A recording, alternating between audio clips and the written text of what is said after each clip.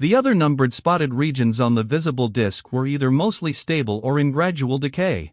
No Earth-directed coronal mass ejections were observed in available coronagraph imagery. Minor to moderate radio blackouts are likely, with a chance for X-class strong flares through June 21, mostly driven by the potential from regions AR4114, AR4115, and AR4117. Coronal hole high-speed stream conditions are expected to persist with waning influences into June 21. Unsettled conditions are expected to continue. Solar wind parameters continue to reflect a positive polarity coronal hole high-speed stream regime. The geomagnetic field is expected to be at quiet to unsettled levels on June 21 and at quiet levels on June 22. Geomagnetic field activity is likely to reach minor storm levels on June 25 and 26 due to negative polarity coronal hole high-speed stream influences. Looking at the 10.7 cm flux values for the near term, they will be 140 on June 21, 138 on June 22, 125 on June 23 and 24, and 130 on June 25.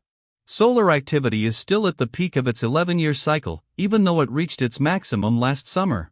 The change from last year is the shift of sunspot activity from the southern to the northern half of the solar disk.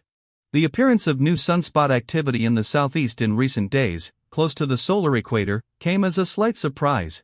This spring, especially in May and early June, we could not fail to notice frequent periods of solar wind intensification and, consequently, a number of geomagnetic disturbances, which caused the critical frequencies of the ionospheric F layer to drop to values corresponding to significantly lower solar activity.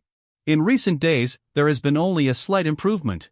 Most forecasts for future solar activity predict a continuing decline, but if we assume higher activity in the currently setting sunspot groups, we can expect an increase after their appearance on the northeastern limb of the solar disk in July.